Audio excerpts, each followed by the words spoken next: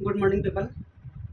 This is Hemant Kumar, teacher of anthropology and political expert. जैसा कि हम सब जानते हैं कि कन्नौज में जो रेप कांड हुआ उसमें समाजवादी पार्टी का एक नेता गिरफ्तार हुआ था और तब उस समय समाजवादी पार्टी के राष्ट्रीय अध्यक्ष अखिलेश यादव जी ने कहा था कि ये झूठे तरीके से फंसाया गया है, अगर आरोपी है तो उसकी डीएनए टेस्ट करनी चाहिए।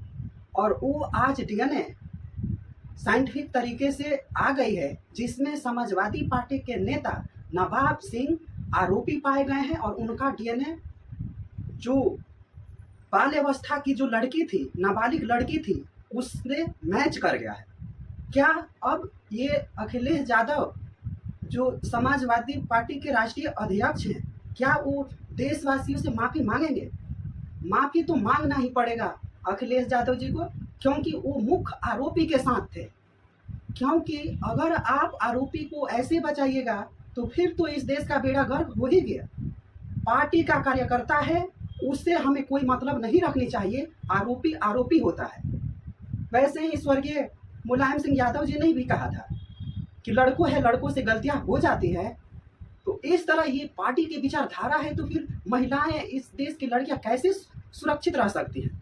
आज हम यही कहने चाहते हैं कि समस्त पार्टी के साथ मिलकर इस अखिलेश यादव जी को सामूहिक रूप से देशवासियों से माफ़ी मांगनी चाहिए।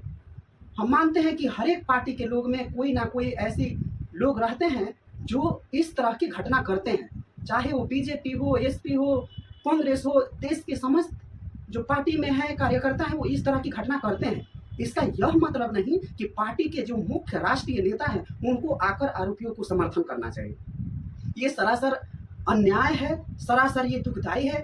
इसलिए इस देश की समस्त महिलाओं, बच्चियों से माफ़ी मांगने की उनकी ज़रूरत है, क्योंकि उन्होंने बहुत ही निंदनीय कार्य किया कि उन्होंने कहा कि इसको डीएनए जांच होनी चाहिए, फॉरेंसिक टीम से जांच होनी चाहिए। सारी रिपोर्ट अभी के अभी आ गए हैं कि समाजवादी पार्टी के नेता जो अखिलेश यादव जी के सबसे करीबी नेता हैं वो इसके मुख्य आरोपी हैं और उनका डीएनए सैंपल सच जाहिर हो गया है। और इसमें उस लड़की की बुआ का भी हाथ है जिसने एक धंधे की तरह नौकरी पाने के लिए अपनी भतीजी को धकेला।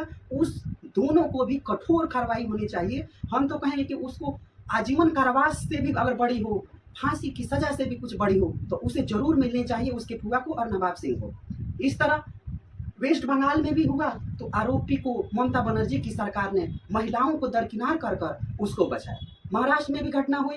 तो आखिर देश में ये सब घटनाएं इसलिए हो रही है कि ये सारे बलात्कारी लोग के हाथ ऊपर, सर के ऊपर राजनेताओं का हाथ है। इसलिए हम चाहते हैं कि सामूहिक रूप से जिन जिन लोगों ने इस घटना में शामिल हुए हैं उन सब पर उचित कार्रवाई होनी चाहिए और देशवासियों से इन सबको माफी मांगना चाहिए। इसी के साथ आप सबने मुझे सुना, आप सबको बहुत बहुत धन्यवाद।